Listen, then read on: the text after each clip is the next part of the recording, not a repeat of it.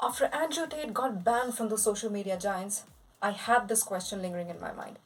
This man was charged of rape, molestation, assault, who has zero credibility to talk about motivation or women for anything for that matter, was actually famous enough for not just millions to notice and follow him, but also for him to get banned by Meta. Meta, the same company that refused to take off hate speech content and misinformation from its platform despite worldwide outrage. You've already begun to notice what's wrong with this internet addicted world, haven't you? Let's hear more. But before that, let me ask you something. Imagine watching a movie together with your loved one, but then they start checking their phone. And then they start scrolling, completely ignoring the movie and you. Does it not make you feel like they're not enjoying the time with you? Because clearly, their Instagram or Facebook feed seems to be much more interesting than the moments you're sharing. Now imagine being on a vacation. You're accompanied by your loved ones.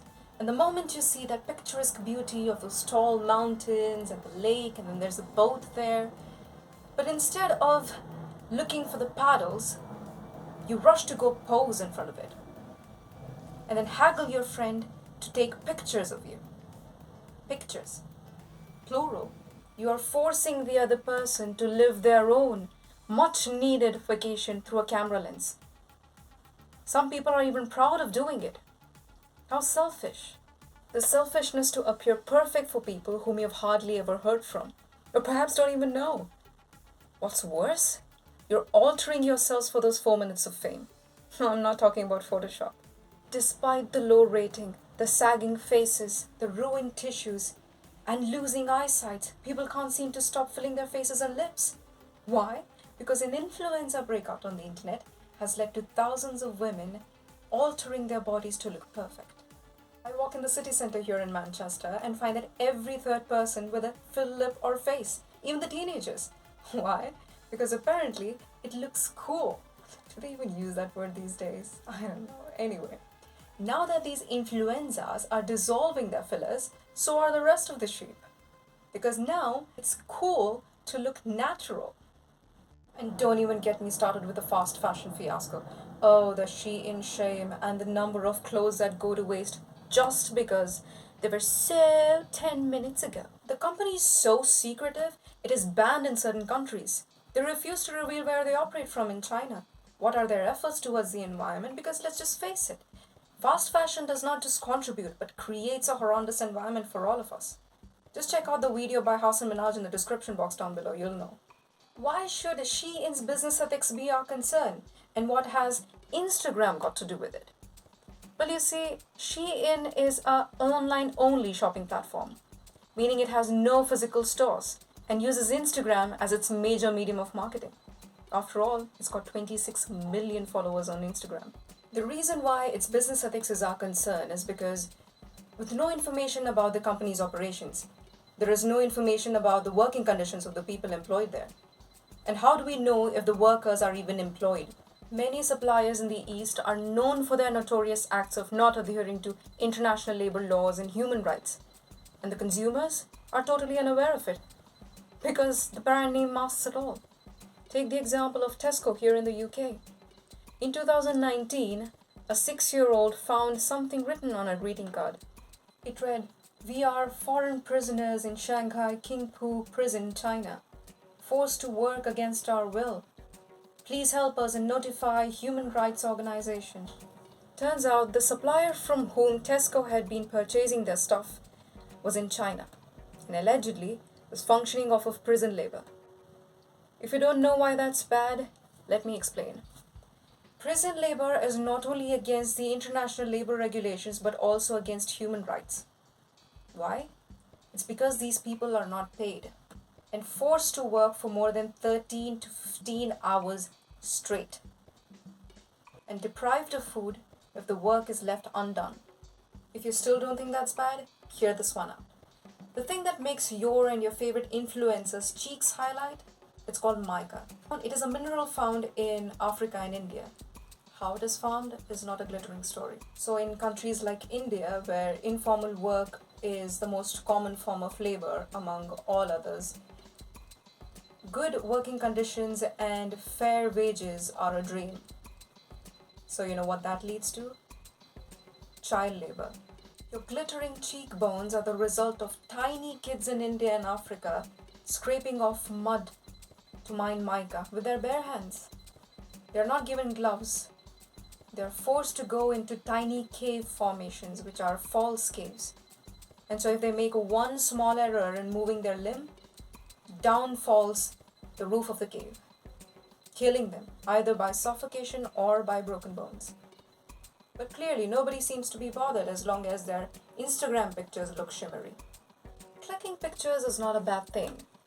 And if these clicks and posts on social media are bringing you monetary or other necessary benefits, then great, take them. But if you are posting these things on social media to receive affirmations or validation, then apparently you are an attention-seeking horse.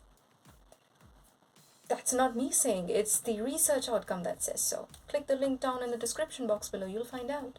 Research showed that the benefits of capturing images are diminished if they are done so to curate your online personality as opposed to capturing them for your own memories.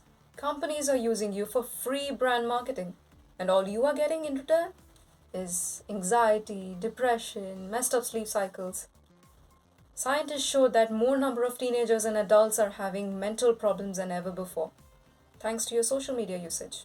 So after hearing all these miseries, tell me, do you think Facebook and Instagram are destroying all our lives? No, they are not. It is we who are responsible for what is going on with us. If you haven't watched my video on automation is making you friendless, go give it a watch.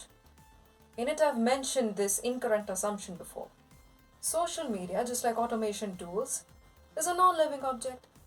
It is you who has rationality. It is you who knows the difference between what is good or bad for you and what is wrong or right.